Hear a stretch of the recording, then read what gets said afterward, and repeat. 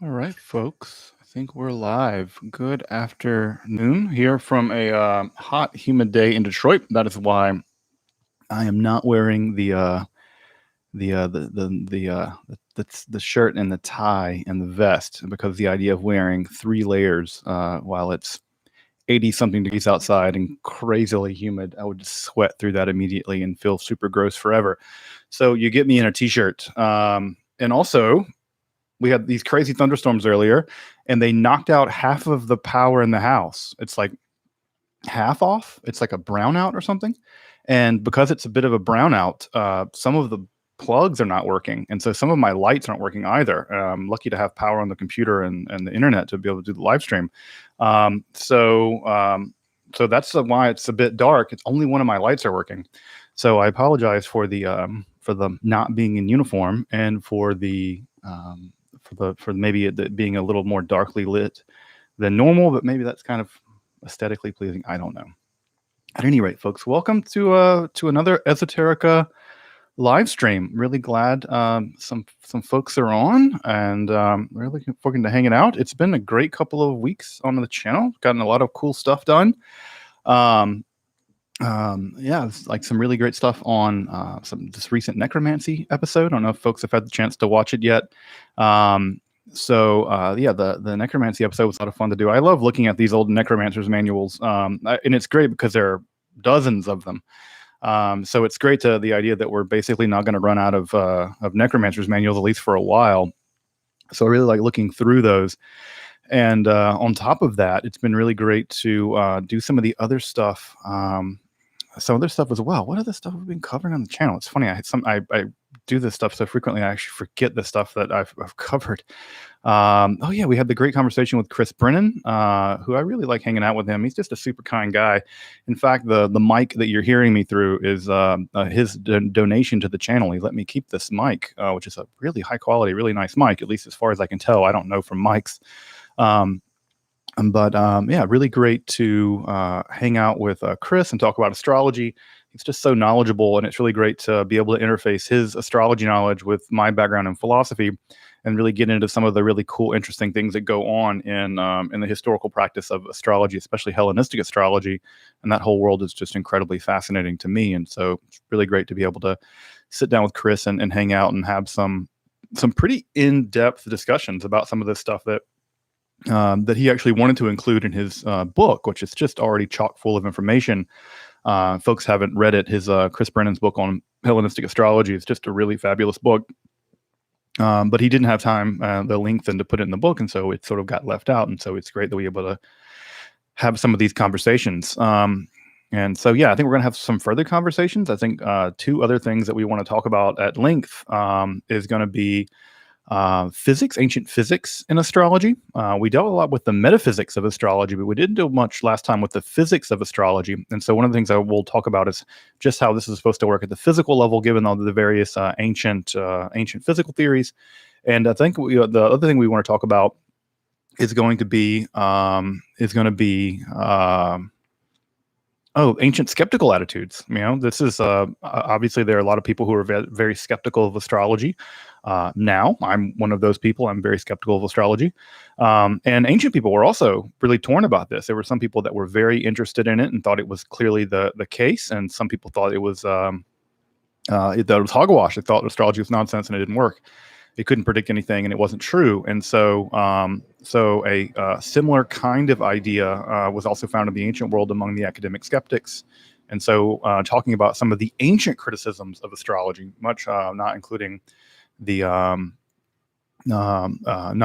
more modern ones like Thomas Kuhn or folks like Popper, which are very different kinds of critiques of astrology. But so we may look at some of the more ancient ones. So that'll be another conversation with Chris and I. So I think we have a lot more to cover, and it'd be great to hang out with him again.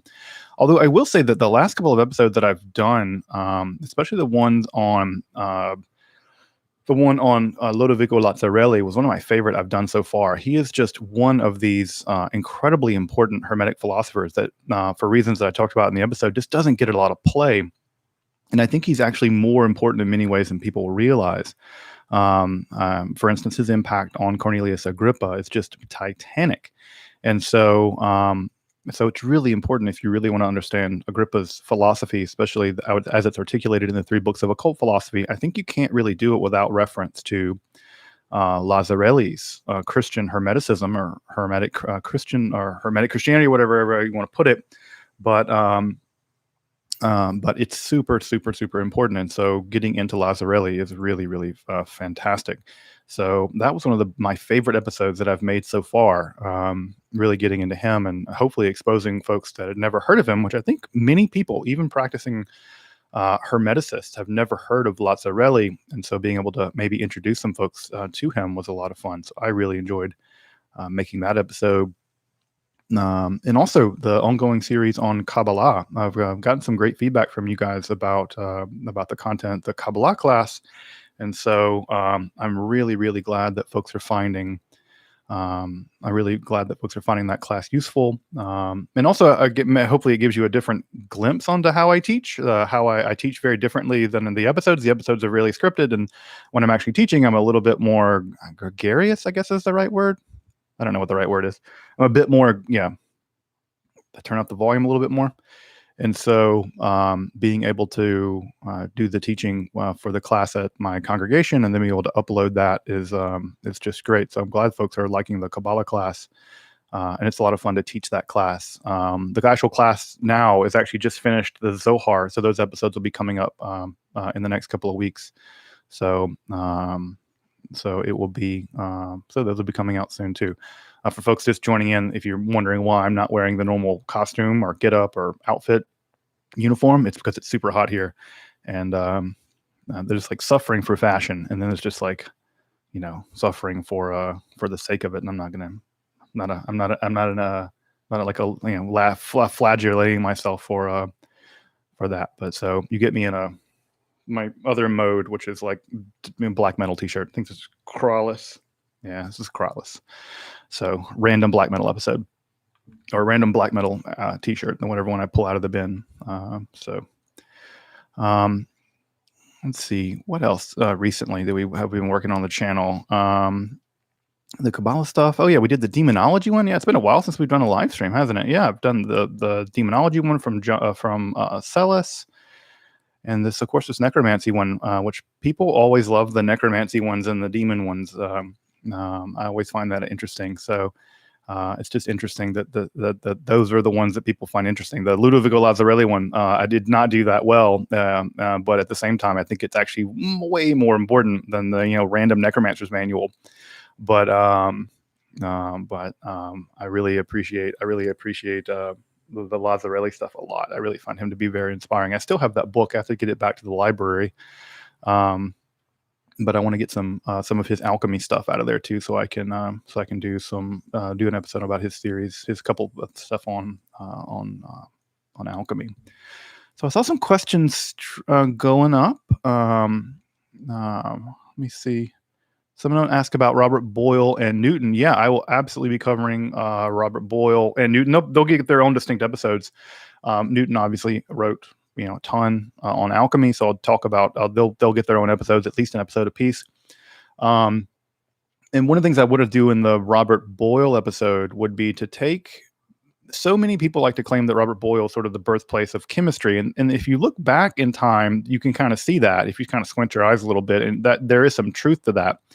But people forget that Robert Boyle was a practicing alchemist. In fact, he was really interested in the alkahest. This is the universal solvent, which is always a weird idea, because if it's a universal solvent, what do you store it in? It's a weird idea.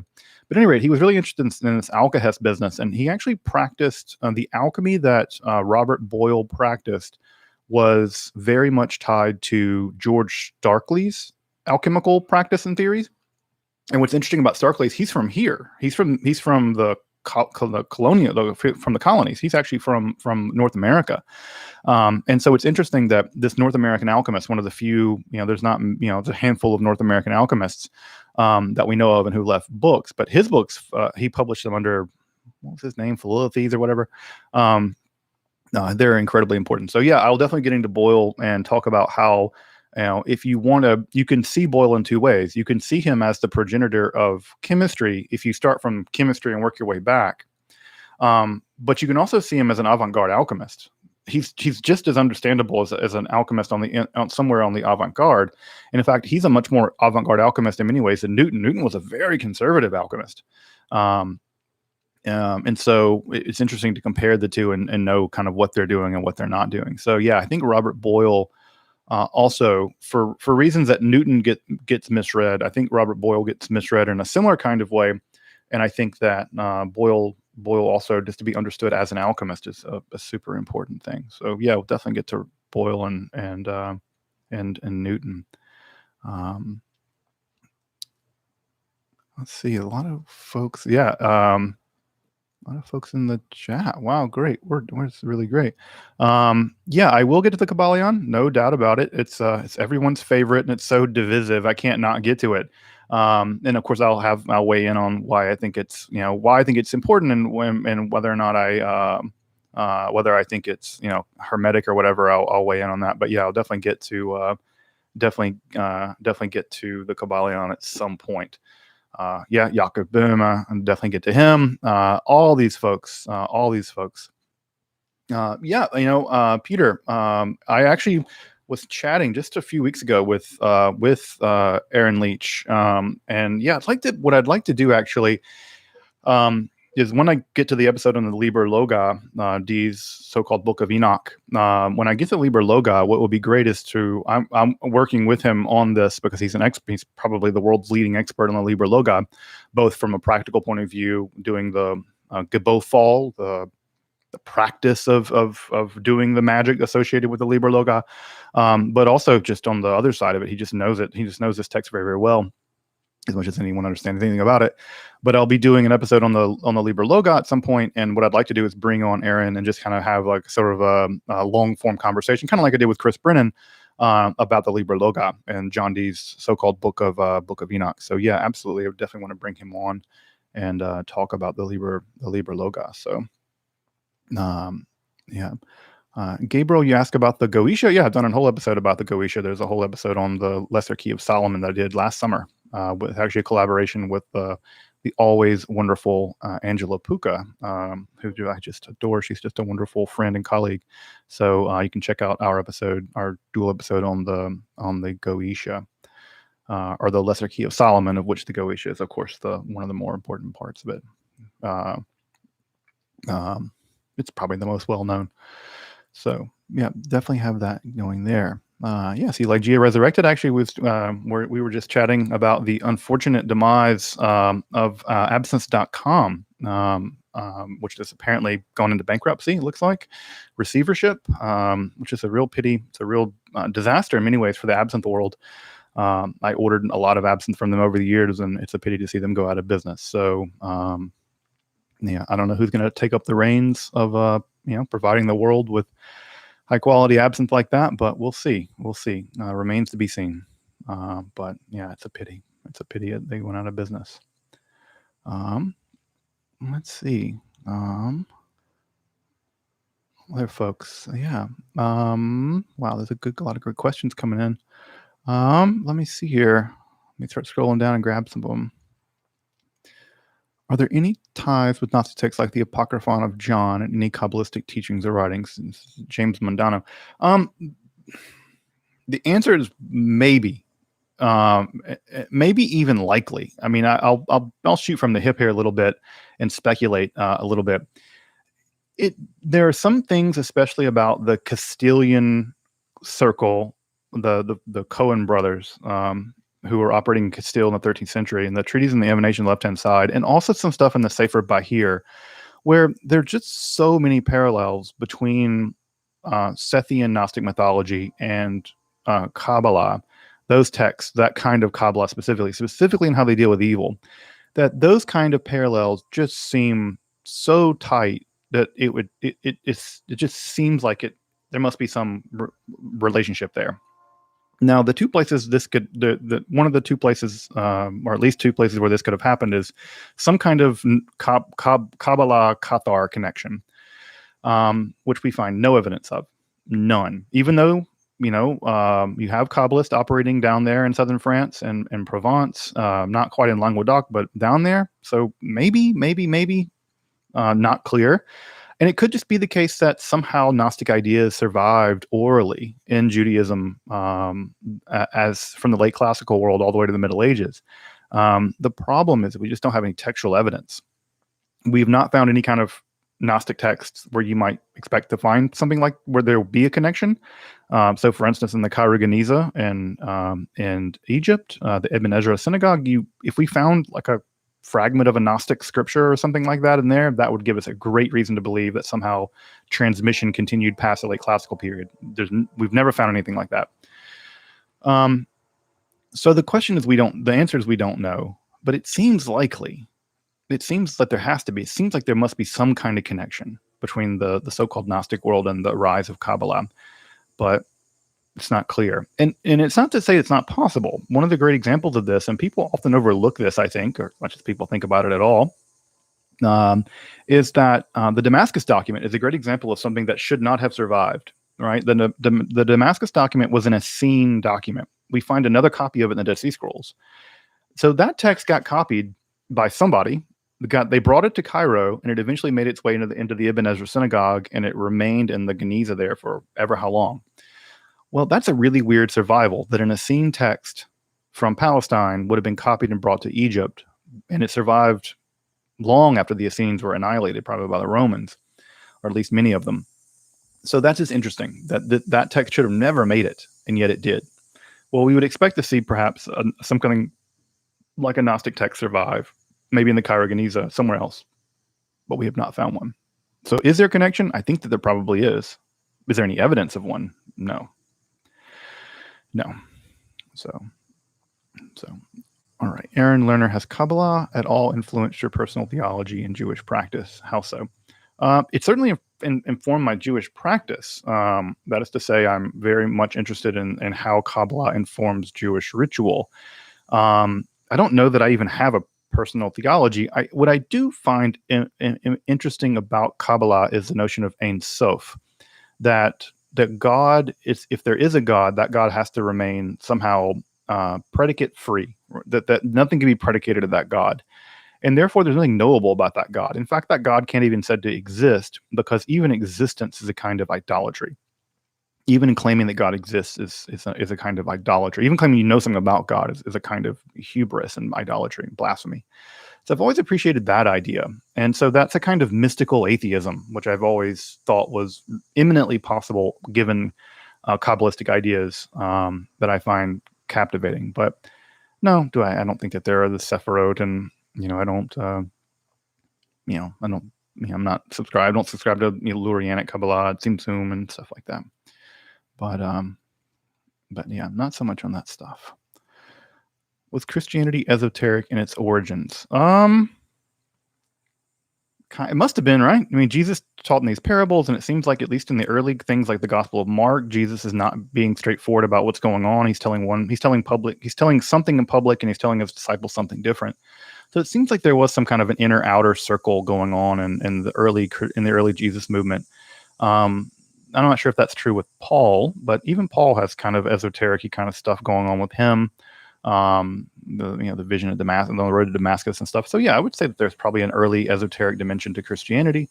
But it was a very out-facing religion. That's part of the reason why it was so successful, is how out-facing it was. So, oh wow, someone, David, hey man, great to see you. Thank you so much for the donation, and thank you so much for coming back on Patreon, man. It's so great to have you. Thank you so much, and thank you so much for the well wishes. I need it. The Jewish high holidays are upon us. There will be in a couple of weeks. And as folks know, my partner is a rabbi, and she leads a congregation here in Detroit. And man, it's always completely chaotic behind the scenes. Luckily, her parents are coming to stay with us for a couple of during the high holidays. And so it'll be a little bit less chaotic that way. But yeah, thank you for the blessings, and I appreciate it very much. And I'm looking forward to the high holidays. Last year, I was kind of not looking forward to them at all. It's like, the drudgery of this stuff again. And I think this year I'm much more geared up, by the high holidays. Oh wow, Vocatus, thank you so much. Wow, thank you. Wow, thank you. And Mark, thank you also for the donation. Yeah. And they believe in reincarnation until the second council. Is that I've never heard that. I don't know that. To my knowledge, I think that the early church did not never accepted reincarnation. I don't think so. When I go through my head, go through the list of people in my head, like Justin Martyr and Clement Alexandria and Tertullian, Athanasius, the big church fathers, to my knowledge, I don't think any of them accepted reincarnation. In fact, I'm pretty sure many people argued against it. And even in Judaism, reincarnation wasn't an acceptable afterlife until the 17th century, when it was basically reintroduced or introduced by Itzhak Luria. And so now, Gilgul, the idea of reincarnation, is an acceptable belief in the afterlife, at least in Judaism. But I'm not so sure about the early world of Christianity. I don't know if anyone else out there knows any of the patristic fathers. I'm trying to go through them in my head now. Maybe, I'm not as familiar with the Eastern Fathers, but when I go through the ones in my head, none of them are jumping out. So, thank you, Aaron. Thank you for that donation to the channel. Thank you so much. Yeah, Shana Tova. So crazy to think it's that it's going to be here. That the holidays are just around the corner. Which, again, like I said, I'm looking forward to them. Yeah, in Origin. Origin had. It's funny, right? Because we say that Origin had heterodox views, but the truth of the matter is that it's only in the 5th century that Origin got sort of, condemned. And even then, Origin himself was never condemned. Or Originism was condemned. Specifically, his successionistic theory of the Trinity. That's what really got him into trouble. Is really that. But at the time, Origen was thought of as being completely normal. He was, again, one of the most brilliant church fathers in history. In fact, he's a brilliant philosopher. So yeah, I think Origen's one of these characters that gets a bad rap because he got condemned after he died. But if you read people at the time, he was considered very, very mainstream. He was the mainstream. In fact, I have the new translation of his On First Principles over there that I've been meaning to read, but I just don't have time to read it. So thanks, folks, for the donation with the super chat. I really appreciate that. Thank you so much. Let me jump up and get some more questions. Do I think I'll do anything related to voodoo? I'm not an expert in voodoo. So I don't have any expertise in it. I know that Religion for Breakfast just did a whole episode on voodoo, which I haven't had the chance to watch yet, but Andrew's just a brilliant dude, and and anything he doesn't have expertise in, he gets people that do to help him write the scripts. And so I imagine his episode is fantastic. I haven't seen it yet, but he makes high quality stuff. But I may do something on voodoo, but I have to do a lot of research first because I don't feel comfortable speaking about stuff that I just don't know a lot about. I don't think that's responsible. So it took me a lot of research to even do the episode on the Maya stuff, on the Maya bloodletting rituals, just because I'm not a Mayanist. And for me at least, for a white person covering topics about indigenous people or African diaspora people, I think you really have to be on your P's and Q's because so much of Europeans have done a lot of misrepresenting those traditions, and you really want to be on your P's and Q's. And if I don't feel comfortable being right on the money on it, so I don't want to do it. But maybe at some point. Yep. Jones, I will be doing an episode at some point on Elijah and Elisha. Specifically, I want to do something about miracle workers in the Hebrew Bible and also miracle workers in the Galilee in general. People like Honi the Circle Maker and Hanina ben Dosa, which are also sort of interesting characters on their own. So I'll be getting to those guys at some point in the future.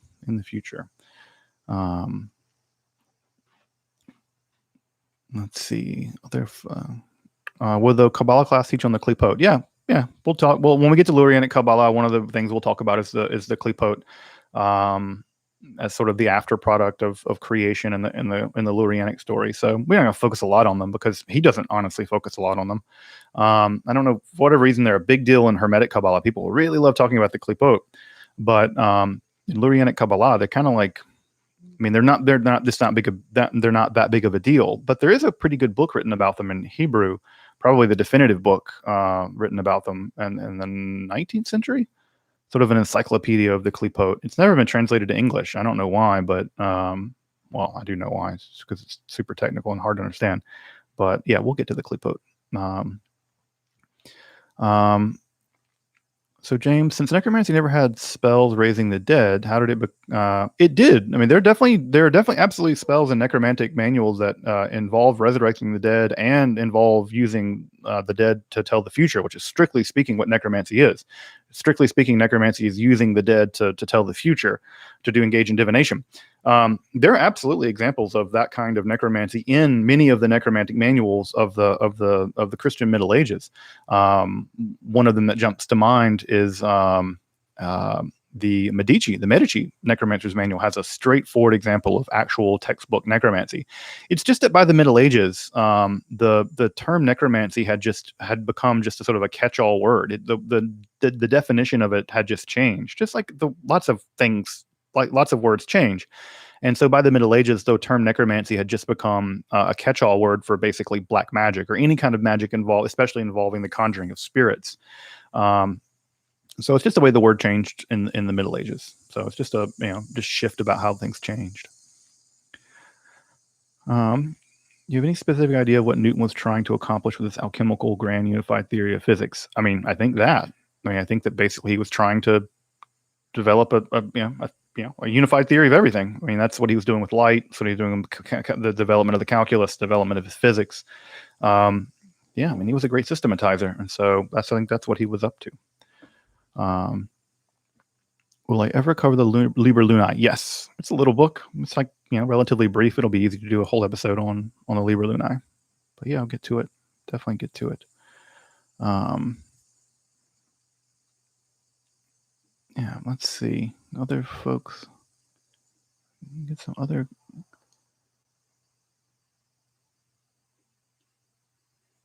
Yeah, I mean, Frater RC, about the example of Merkava and Proto-Kabbalah, the question is just where you draw these lines. Because, again, even talking about what Gnosticism is, and I'm kind of in the Williams camp that says there wasn't anything called Gnosticism in the ancient world. That Gnosticism is a modern construct. And so it depends on how you do the constructing. And so what I would argue is that that the lines between so-called Gnosticism and the lines between Merkava stuff were actually pretty porous. Because they didn't see themselves as Gnostics or Merkava mystics. They never called themselves that.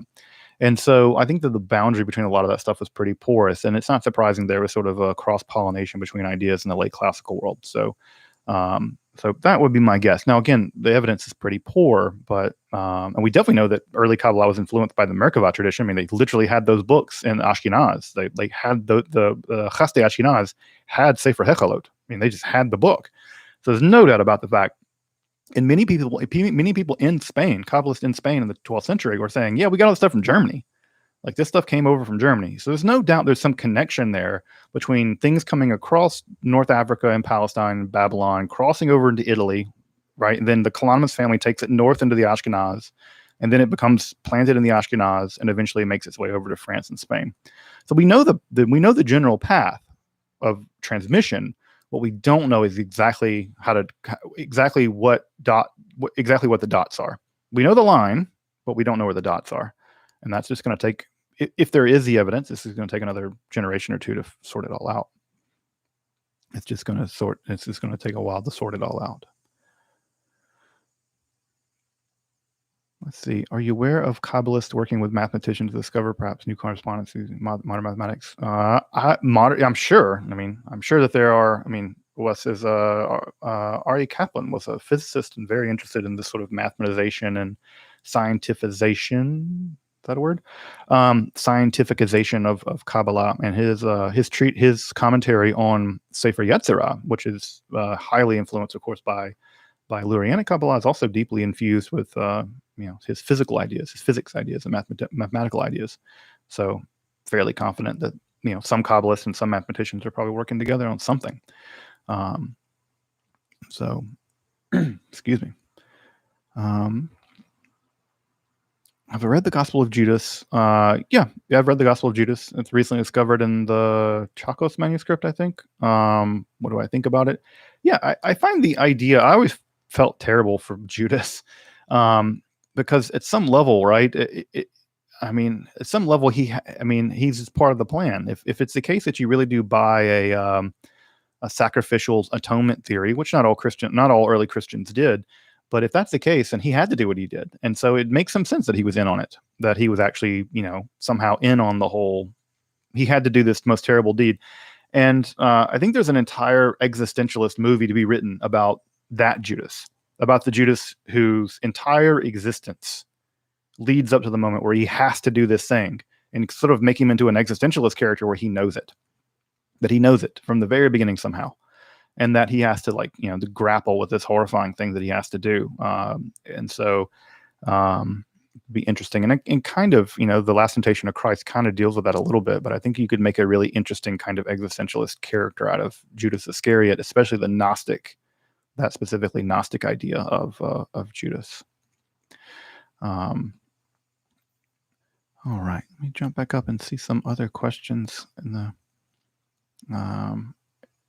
the chat. Wow, it's like 178 folks on. Welcome, folks. Welcome. Glad to see so many folks take the time out of a Friday afternoon to come hang out with a weirdo and talk about weird stuff.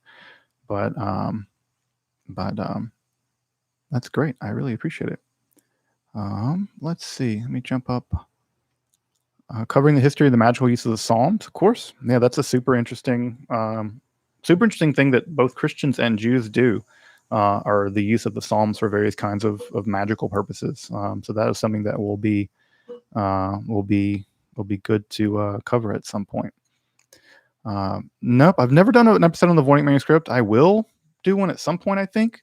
But there's some really good Voynich manuscript content actually on YouTube already. And I think if I were to make one, I may try to make the case that why I think it's actually not there's no underlying text, that I think it's actually a fraud. So I think that I may make that argument that may be that may take the wind out of people's sails, because I think that people, for whatever reason, really, really want the Voynich manuscript to be some revolutionary thing. And even if it is, even if we could read it, it would not be anything beyond what we already know, what people knew in the 15th century. It's not hiding some magical secrets or whatever. But I don't think it's actually hiding anything at all. I think it was a medieval hoax, and to make money, because we know that people did things like that. And I think that the mechanism by which the text was generated also shows that mathematically there's no underlying text. So I think that again, cryptography is a mathematical science. People don't like that. They think that it's sort of, people think that it's sort of like cracking codes in Dungeons and Dragons, something where you just do some substitutions and you fix stuff. It's not like that at all. Actual cryptography is just an applied mathematical science. And if you actually look at the math of the Voynich manuscript, it makes it highly unlikely that there's actually an underlying text. And if there is an underlying text, that the mechanism by which it was enciphered is so distorting and damaging to the text that it was a one-way cipher that will never recover the underlying text, if there ever was one.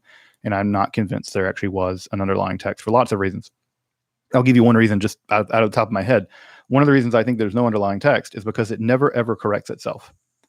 I don't know of a single medieval manuscript that I've ever seen that doesn't have corrections in it, where someone made a mistake copying something and they have to correct it. Never. The Voynich manuscript has basically no corrections. That's really unusual. And so either that means that the person copied the persons, I think there was actually several people copying it, working on it. Either they never made any mistakes, which seems unlikely, or that there were no mistakes to be made because it wasn't actually saying anything. And I think the later half of that theory actually makes a lot more sense. And I think it makes more sense if we actually look at the mathematical analysis, the entropy, the Zipf's laws, other stuff. If you look at the text from a mathematical point of view, the likelihood of it having an underlying text is, I think, pretty unlikely.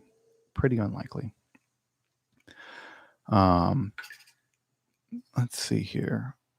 Other folks. Do I know of any convincing accounts of Christ having visited Asia? I don't think so. I don't know of any convincing accounts. I mean, the thing about Jesus, The thing about Jesus. The thing about Jesus is that let's just take the Gospels at face value, and that's a dangerous thing to do. Let's take them at face value, with the exception of John, which is super weird. If you take the Gospels at face value, what the timeline of Jesus's narrative of his life, if his ministry is really brief.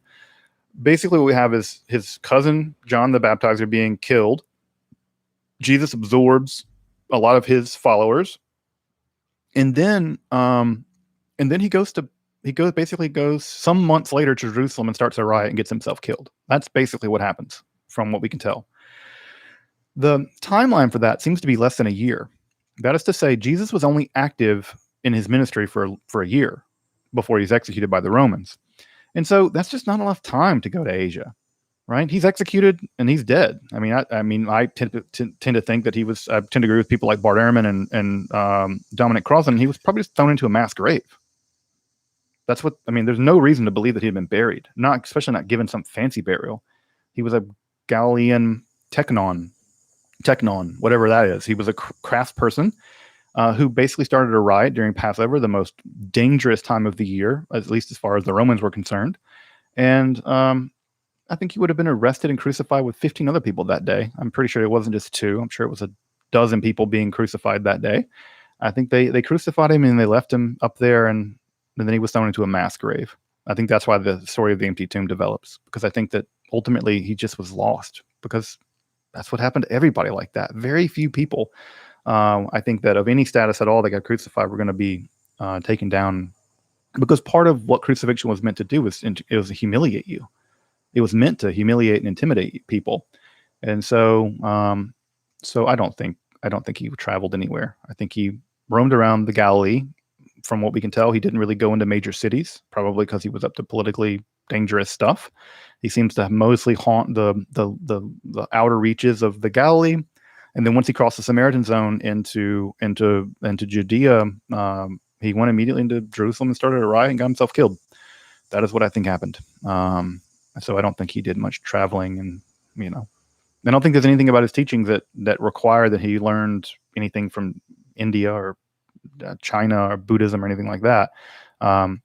In fact, his teachings look remarkably like other teachings we have at the same time period from documents like the Mishnah. Although what's interesting about Jesus's teachings is that he's almost always more conservative in many respects than his contemporaries. The Pharisees, which are lambasted in the New Testament as being hyper legalistic and hyper strict, Jesus is actually more strict in many ways. For instance, the marriage thing, assuming that Jesus's his obliteration of divorce, which is well established in the Torah, and assuming he's not just speaking for that one person and not for everybody, but Jesus's vision on marriage is far more conservative than any other rabbi. No rabbis would have gotten rid of divorce because it's well established in the Torah. So it's funny that Jesus is often painted as this sort of hippie rebel person who's like the Pharisees are taking things too seriously and they're too legalistic, but he's in fact the conservative one. In many cases, he's far more conservative than his colleagues, at least in terms of rabbinical case law. So it's just interesting that he gets painted this way, because I think that a lot of the reason that is because most Christians just don't study Jewish law. They have no idea what Jewish law is. They've never heard of the Mishnah. They've never studied it. They have no idea what the legal debates at the time of Jesus even look like. And yet they're perfectly willing to accept the incredibly biased vision of the New Testament of the so-called Pharisees. And they assume that the New Testament's telling the truth about the Pharisees, which it's not. And that the Pharisees and the rabbis, which aren't the same thing, by the way, there is important distinctions between them. But if we look at the actual case law, Jesus seems to be far more conservative in many cases than he does be liberal. All right. Let me jump some other questions. The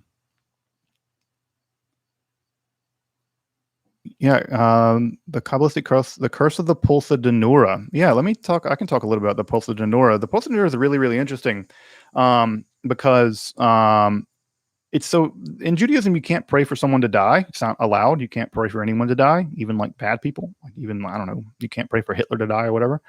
But there's a way around it. What you can do is you can pray to you can pray to God to send the angel of death to do an audit basically on people.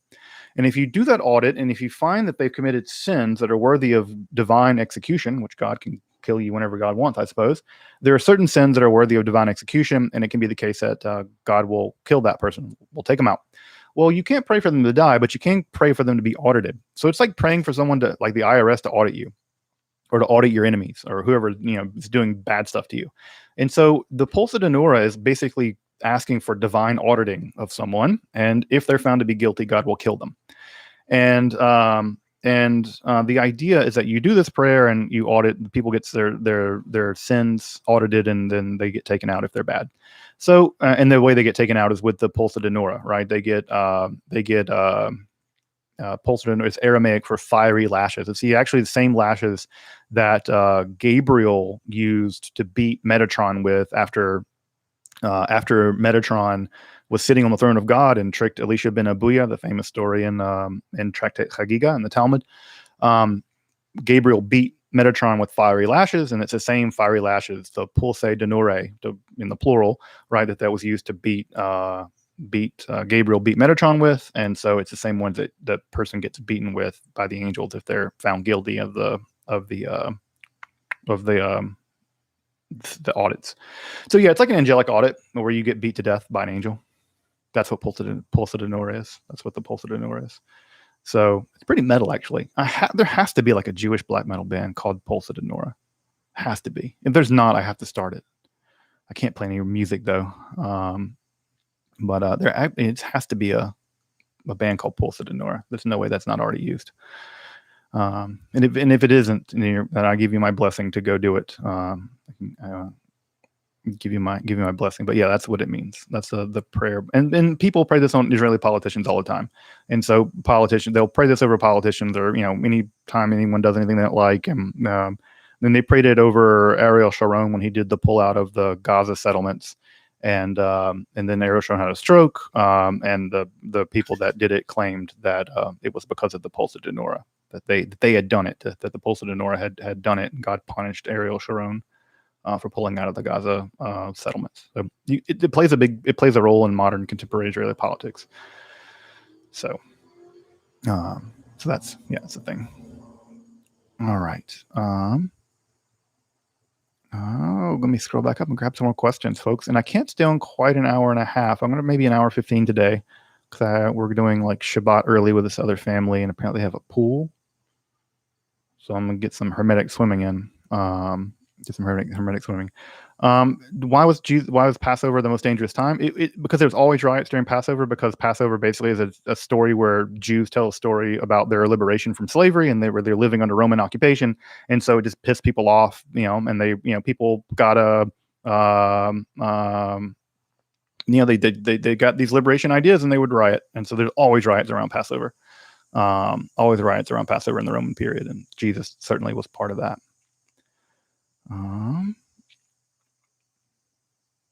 Yeah, I mean, I think that there weren't really lost years of Jesus. I think we know what he was doing. He was working as a teknon. The text tells us, he was just working. He was a Galilean. People forget that the Galilee was a booming Roman area. There were people building tons of brand new Roman cities. Tiberias was being built at Jesus' time. There's all kinds of places being built. Capernaum was being built in Jesus' day. So skilled workers were desperately in need during the Roman occupation of Judea and the Galilee. And so Jesus would have just been working. He wouldn't have been roaming around. I mean, no one did that hardly. He would have been working with his dad or whatever. And, so I don't think he would have been roaming around. Yeah, Devin, thank you for the donation. I am familiar with Eugene Thacker, and I have not read his Horror of Philosophy, and that's one of these books I really want to read. It's one of the Zero books, I think. Zero Books publishes all kinds of cool stuff. If I were to publish, I'd probably publish it through Zero or something like that. I've not read it, but I really do want to read it, because I do think it would be I think it would be fascinating. So yeah, thank you for the recommendation. It's one of those things where I really would like to touch on it at some point. So thank you for the donation, and yeah, thank you for reminding me. I actually have the book somewhere on my shelf. Maybe it's with my H.P. Lovecraft books. So I'd like to do that. Yeah. So Jenny, about the idea of transfiguration besides the Bible. So we have the famous stories in the New Testament. I'm trying to think of other cases I mean, there's something kind of like that happens in the Corpus Hermeticum and Poimandres, where he kind of gets transmuted and transfigured. Um, Enoch, Enoch becomes transfigured into the angel Metatron, I think, and some of the Enochic literature. But yeah, it'd be a cool episode to talk about this concept of transfiguration, people being transformed into stuff. Um, um, yeah, that would be a cool episode. You're right. That would be. Now I got the wheels turning. I'm trying to think of other cases. But yeah, that would be a cool episode. I'll have to think into that about this idea of transfiguration. All right, let's see. Do I have anything in the Bible codes? No, the Bible codes aren't really a thing. It's like you could do that with a phone book. Basically, you could take any long enough document and find all kinds of stuff in it. People taking the Bible codes and found all kinds of silly stuff, which is really funny. Yeah, I think that they even, like, someone did one. Yeah, it's really funny. You can do all kinds of stuff with those Bible codes. What do I think about adrenochrome? The same thing I think about all conspiracy theories, like QAnon and all that. It's all nonsense. Not just nonsense; it's dangerous nonsense. There's so much of that stuff is so toxic, and not just is it dangerous, but it just destroys people's lives, destroys people's families. The conspiracy theories in general, I just have no patience with. I just, and we know from history they can kill people. Like, again, I think the thing that people don't realize is that the conspiratorial mentality that directly led to the witch trials. The witch trials were the result of a giant conspiracy theory, and there was no evidence for any of it, and it killed 40 to 60,000 women, innocent women, completely innocent women were killed because of it. And people think that somehow human beings have radically changed or something since the 17th century or whatever, in Middle Ages, and we haven't. And so the exact same mechanisms. Now we have a much better court system now, unlike them. But the idea that we could not descend in that same kind of insane frenzy again could absolutely happen again. There's no reason to think it couldn't happen again.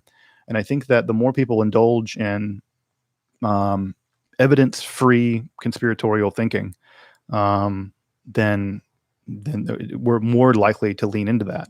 And whether it be COVID denial or vaccine resistance and anti-science stuff in general, which, again, another thing that I said this on Reddit earlier, that the weird anti-science stuff that I see in the Hermetic or occult world blows my mind, considering that those people were the leading edge of science back in the day.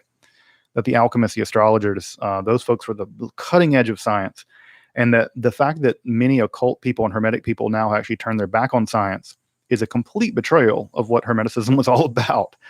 They were trying to discover the fundamental nature of reality, and they were using experimental methods, empiricism, and rationalism, along with mysticism, to accomplish it. And so it boggles my mind, the overlap between crazy conspiracy theory stuff and nonsense and the Hermetic and the occult world, when someone like, John Dee or whatever, as much as talking to angels is weird, but he was trying to be scientific about it. I mean, that's why he kept records. That's why he quizzed the angels and stuff. He was going about this in a rigorous way. And so I don't know. I find that I just find that attitude to be spurious, just spurious and unfortunate. Very, very unfortunate. What is the best place to get copies of ancient original manuscripts in print? I don't know about in print, because you can get sometimes you can request facsimiles of texts. Sometimes you can, but very rarely. They're very expensive to make because the photography and stuff is super expensive and things like that. And to properly photograph an ancient book or a medieval book, you have to take it apart, right? You basically have to unsew the entire thing, take it completely apart, photograph every single page. It's incredibly taxing on the manuscript, and very few places are willing to do it. So the short answer is you can't find them. Well, the other side of that, what's also good, is that more and more of them are being digitized. And so you can find tons of books being digitized. The entire Munich Necromancer's Manual is digitized. You can look at the whole thing. The entire Medici Necromancer's Manual is also digitized. You can look at the whole thing online. The Cambridge Necromancer's Manual that I did the episode on for today is not digitized yet, I don't think. So you can't look at that. But a lot of these are online. A lot of these texts are online. I mean, that's where I look at them. I don't have copies of, the entire copy of the Medici Necromancer's Manual. So I have to look at it online, or sometimes I look at old versions, and if I can find old versions in Google Books or archive.org. So that would be that's my go-to, and I try to link to them when I make an episode about them and they're available. I try to link to the original text so that folks can look at it. So typically, if I've done a look at that kind of stuff, yeah, I try to have links to it. All right, let me scroll back down. Get some more questions. Let me look at the time. Great, like 50 minutes.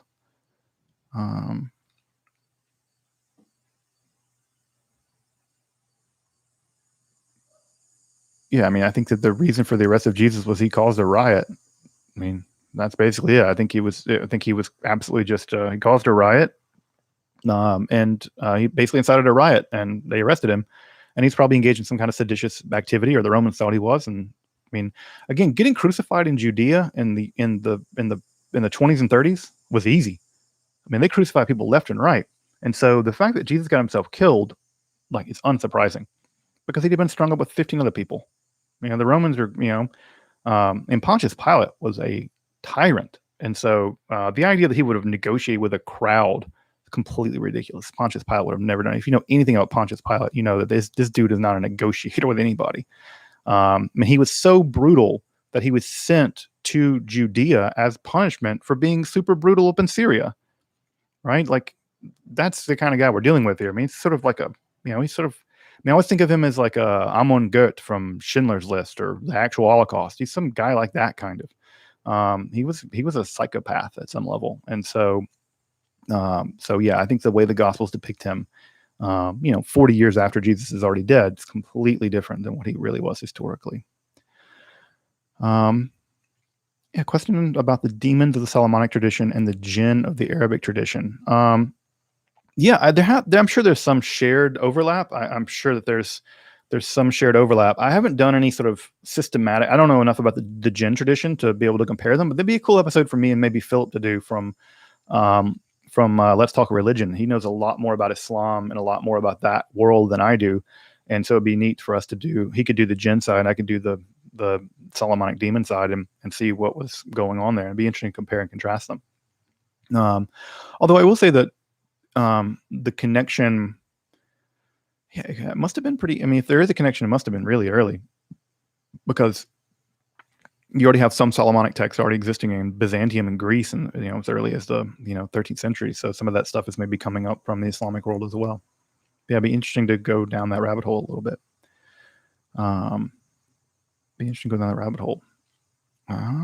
Let's see. Other questions.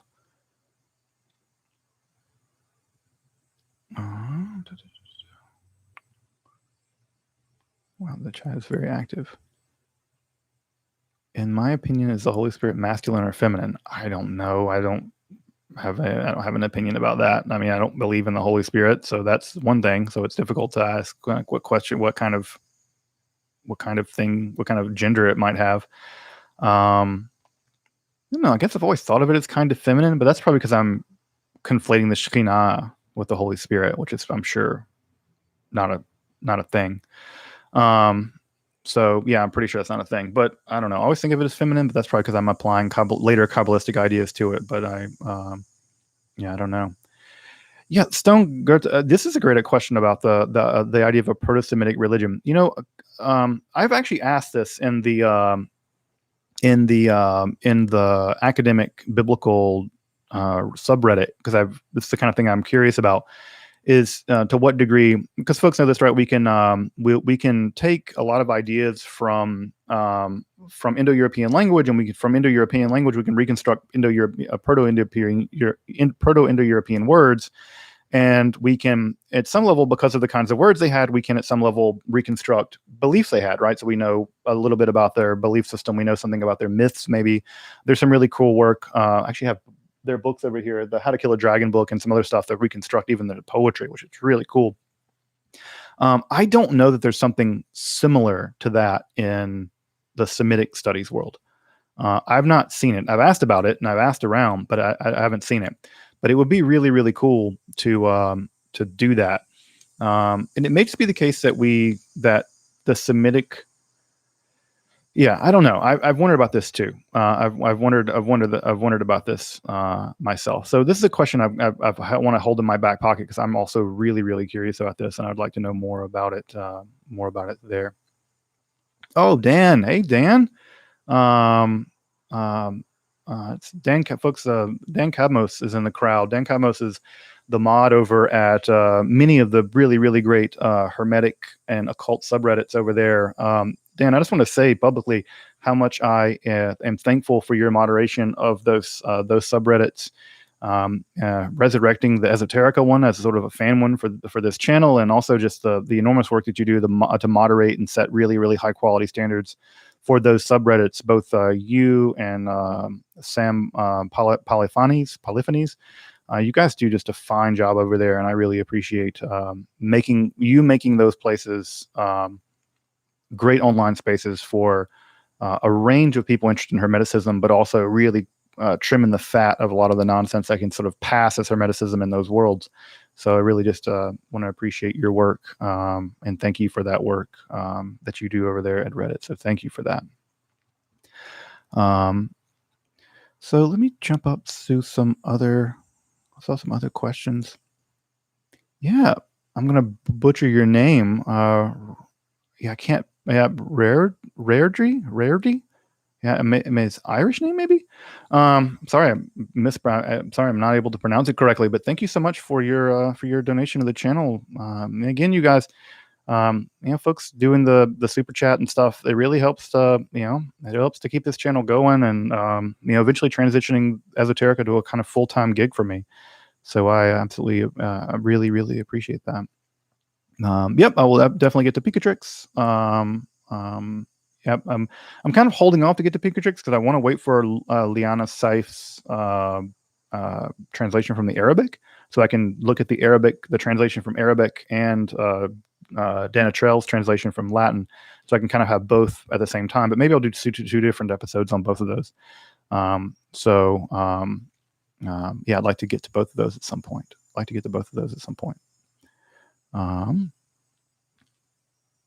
Who were the Watchers from the Book of Enoch? Well, they were fallen angels. I mean, they were angels. I mean, literally, they were. Their name Nephilim means the ones that came down, fallen ones. Yeah, they came down to hook up with women. Apparently, angel women aren't so great, or there's just not any. And so Semyaza and his buddies decided to come down here and hook up with human women. So that's what they were. They were trying to hook up with human women. I do like this story. I think I've said this before, right? There's a great story in Genesis Rabbah where the first woman that they tried to have sex with, she tricks Semyaza. Semyaza literally means Shemyaza literally means the one that sees the name, and he knows the secret name of God. He knows the Tetragrammaton, how to say it. And she says, "Look, if you tell me how to say the name of God, then I'll let you have sex with me." And Semyaza is like, "Okay, fine." And so he tells her the name, and as soon as she learns the name, she says the name and escapes up into the sky, and she becomes the Pleiades. And so the first human woman that these idiot angels come in contact with tricks the angels, which I really love the story because it makes Semyaza and his buddies look completely like, I don't know. I always imagine them as like horny frat dudes. I just like always imagine them as like I don't know, the Kappa Alphas or whatever, like it's like the horny frat guys who just don't want to be good and they just want to get drunk and have sex with people. And so they like come down to Earth and try to hook up with women, but they're actually just idiots. And so even like, Earth people are smarter than they are, and the Earth, this woman tricks them. I love that story. It's not in the Book of Enoch. It's like I said, it's in Genesis Rabbah. But I love that story just because it paints these Watchers and these Nephilim very unlike the terrifying image of the fallen angels. They're just sort of like dude bros trying to hook up with women, and they completely are idiots. So much like that version of the Nephilim, than the way that they get painted otherwise is sort of titanically terrible, scary beings. They're just like doing keg stands and trying to hook up with people and getting tricked. I don't know. I like that version way better. It's far more funny to me. But yeah, that's absolutely how I think of them, as sort of horny frat dudes. I like that. Let's see. Yeah, I could do an episode about Lilith. She's also super interesting. I think I've talked about it in a couple of episodes, but yeah, I'll probably, because most people have never actually read the story. It's actually in the alphabet of Ben Sirach, which no one reads for whatever reason.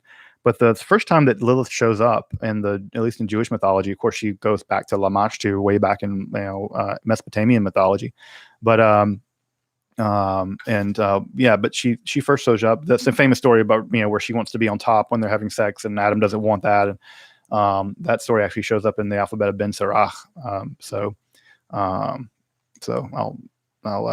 eventually get to that and get to Lilith in general. She's a great character.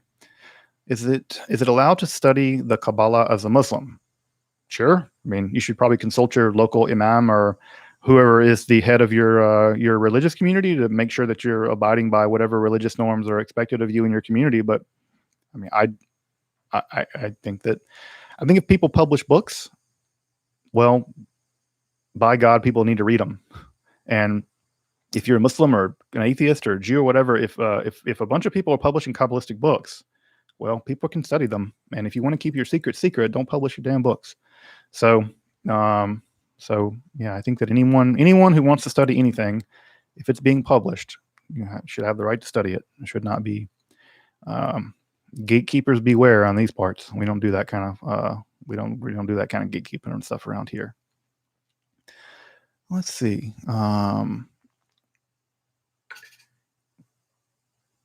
Yeah, I think anyone should study anything they want. This is I'm all about the liberation of knowledge. Anyone who thinks that they should not be allowed to study stuff, they can walk over that way. Leave me the hell alone. Let's see. Oh yeah, this Alexander, you're absolutely right. Yeah, this is Dungeons and Dragons and black metal and the occult. Oh yeah, this is like you said. This is like the 80s nightmare. It's just so Satanic Panic is a great example, right? That's a classic example of a conspiracy theory that ruined people's lives. I have a big story about that. I'll get to it eventually.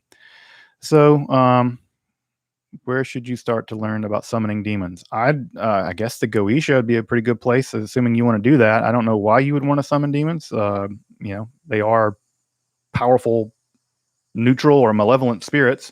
I would not want to have anything to do with them if I thought they were real. So I would, but I guess if people want to summon them, you could. Speaking of the Goetia, only on the crazy channel like this can you say, speaking of the Goetia, and it just be a completely normal thing that one would expect to hear.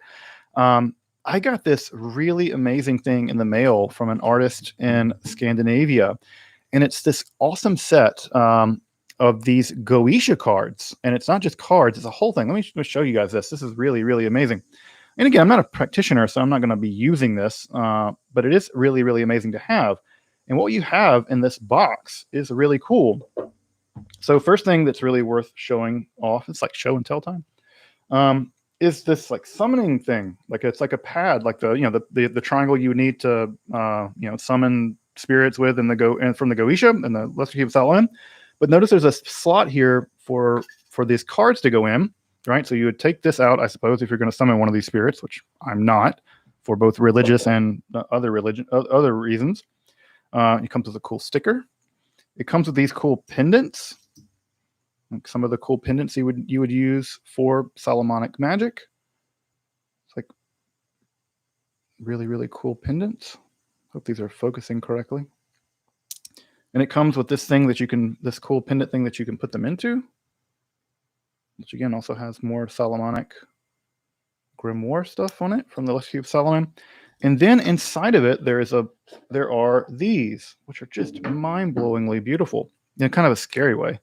So there's a little book, which I'm actually, Esoterica is mentioned in this book. That's sort of a how to use this kind of like a user's guide, and it has it's like a cheat sheet with all the different goetic spirits in it. And what's amazing are these cards that it comes with. And the artwork on these cards, right? These are all 72, I guess, of the goetic spirits, some of which are duplicated.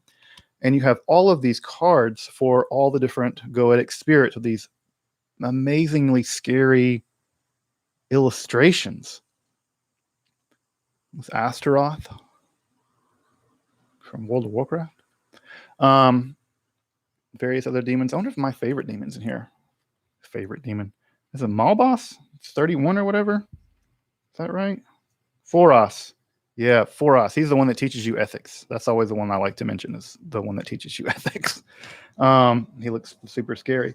But anyway, these cards are just amazing.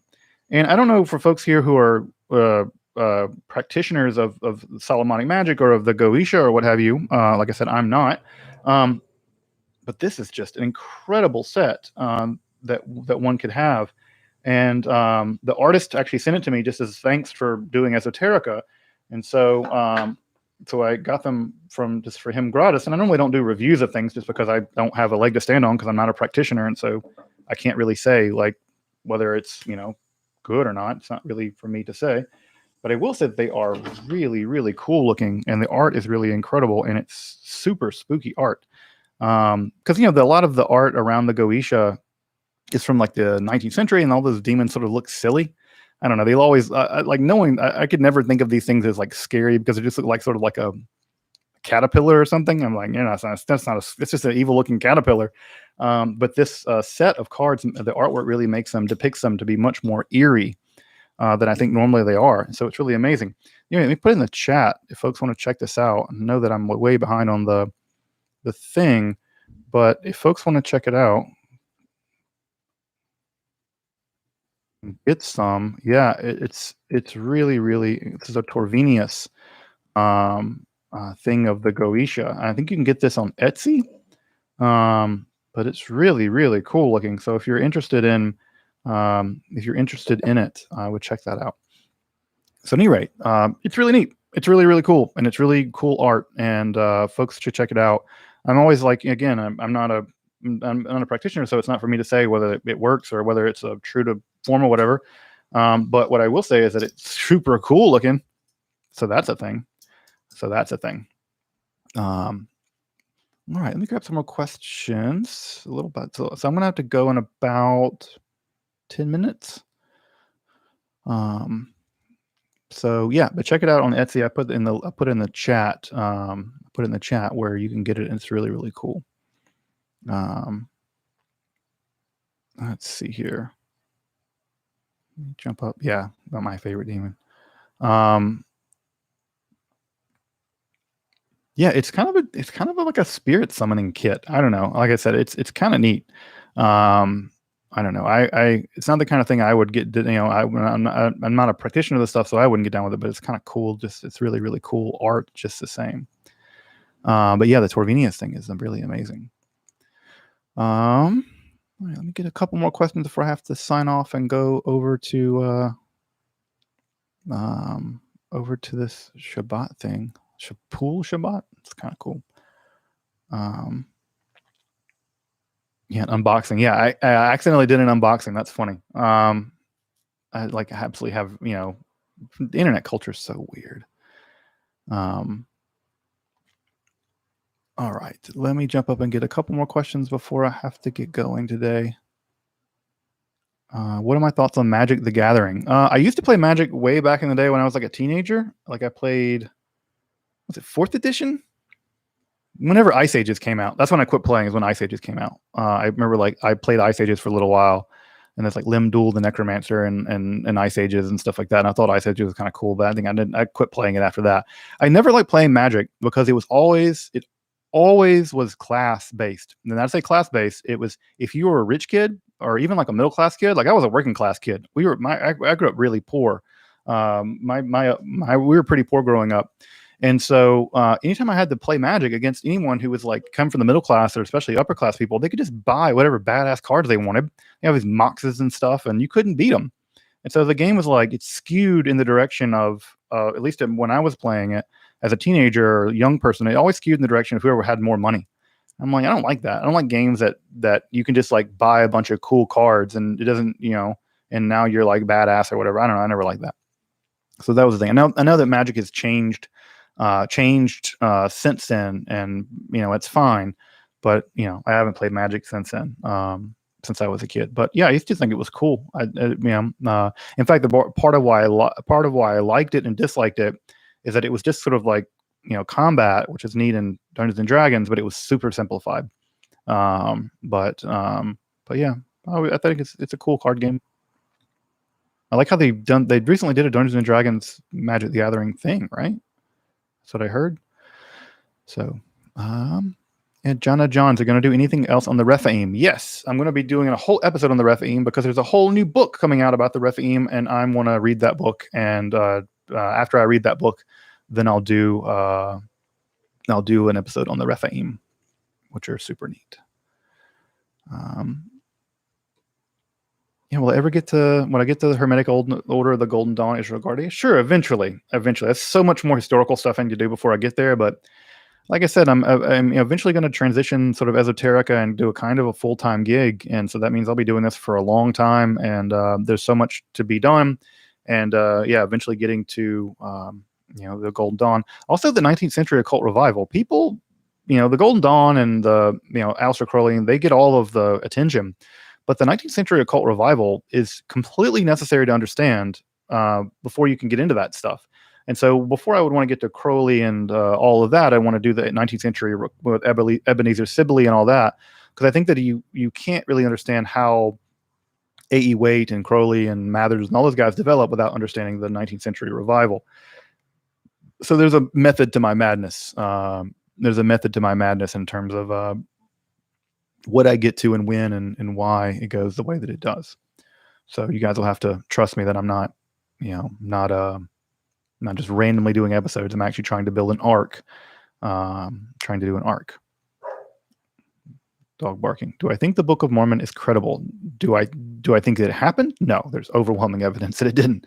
There's no horses at that time. There's no steel weapons. The idea that there could be millions of people engaged in battle at the hill of Qumran or whatever, whether that's in the Yucatan or in upstate New York or wherever. There's just no way any of that happened.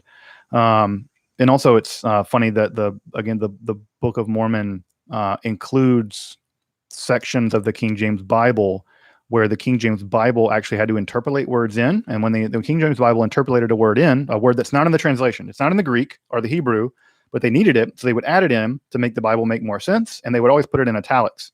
It's funny that in the Book of Mormon, they just get transferred directly in, which, again, if the Book of Mormon written on, so, and even the way that it was revealed, right? When Joseph Smith peered into a hat using, stones, seer stones, the same way he did looking for treasure and stuff. So, I don't think that the Book of Mormon is a reliable historical text of any imagination. I also think the Bible is mostly not reliable in that regard either, in many ways. Now, that doesn't mean it's not spiritually uplifting and very important for millions of people. Clearly it is. There's no doubt about that. It's very clear that the Pearl of Great Price and other Mormon texts, the Church of Latter-day Saints, is an incredibly spiritually rewarding home for many people. It's also a site of a great deal of oppression and stuff as well, like every organized religion. So for me, the historical accuracy of the Book of Mormon, or even if it's just a pious fraud or just a regular fraud, none of that matters to me. It doesn't knock it. For me, it doesn't knock the spiritual or religious value of a text because it's a fraud or a pious fraud or whatever. I'm not, that stuff doesn't figure into my calculation about how I think about the value, for instance, of the religiosity of the Church of Latter-day Saints. I will say that every time the Latter-day Saints guys come to the house to try to convert us or whatever, I always enjoy talking to them. They're such kind people, and let's try to get them in and get them some water, because I always feel like they're never hydrated. So I'm always like, guys, come in, get some water, get some hydration. Let's talk about the Pearl of Great Price or the Salamander Letter or whatever. I always appreciate those guys stopping by. All right, let me jump back down and see a couple more questions and see. So let me see here. Wow. All right. Do I believe in a life force or ki or prana? No, I don't believe in those things. I don't think there's any evidence of them. I don't think there's a Jewish equivalent of them. I don't think there's a Jewish equivalent of them, but there might be. I'm sure there is in some Jewish circles, but I'm not familiar with one. But no, I don't believe in ki or ruach. Maybe something like ruach or something is something like that. Maybe kind of a life force. Different words for soul. So, all right. Let me look at some of the last questions here. Yeah, ruach, something like that. But ruach doesn't. It's spread throughout the entire body. It's not like channeled like key channels in traditional Chinese medicine or something. So it's spread through the whole body. I absolutely will be getting to Eliphas Levi. Yep, that will definitely be happening, Candace. He's super fascinating for lots of reasons. I absolutely will be getting to him at some point. There's a new translation of some of his works out too, which I'm looking forward to getting to as well. Also, Jodorowsky, yeah, The Golden Mountain, all those texts are super, super good. So, so I will eventually get to those. What do I believe in? I believe in. What do I believe in? I believe in. I think I've said this before. Like I'm a dialectical materialist. I'm gonna have the most boring 1920s philosophy ever. That's why I don't think anyone would be interested in my philosophy. I'm like a 1925, person. I'm like a structuralist. I'm a structuralist. So, I am a structuralist. Okay, folks. Well, I need to get going. I'm gonna meet my partner and go see my kiddos for this pool party thing, which is funny. Like, and I think people can imagine me going to pool parties, but I go to pool parties. They're great. So yeah. Let me just say, folks, again, I try to always. I think having a gratitude practice is a important part of having a good life, and I'm very grateful for all of y'all. I'm really, really grateful for all of you. I really appreciate your kind words, taking the time to hang out with me on these live streams, watching the channel, folks that support the channel on Patreon and other ways. I am absolutely just humbled and so gracious for all of your support. So thank you all. Thank you all for supporting the channel, for sharing stuff, for liking stuff, leaving great comments. I'm always happy to get on these live streams and chat with everybody and answer some questions as much as I can. Again, I want to make myself as available as I can to you guys, because at the end of the day, the channel only works because of y'all. Right? I can make the content, but if it's not interesting to y'all and not a valuable resource to you, then it would never work. So you guys really make this channel work in so many ways. So just a lot of gratitude and thanks for all of you for hanging out and making the channel work. So I appreciate it. All right, folks. Well, if you observe the Sabbath, I wish you a good Shabbos, Shabbat Shalom. And if you observe your rest in other ways, not through the Sabbath, I hope you find some rest. Hope you find some completeness, some joy. Hope you find ways of taking care of yourself. And if nothing else, I hope you have a great weekend. Drink a couple beers and just relax. Whatever it is that you chill out and take care of yourself. Hope you do that. Play some video games, whatever it is. So again, folks, thank you so much for joining me on the live stream. And I'll see folks in a couple weeks. We'll get on another one and keep on doing this. So thank you so much, and hope you can check out the episode on necromancy this week. And other than that, folks, I will see folks in a couple weeks. So thank you so much.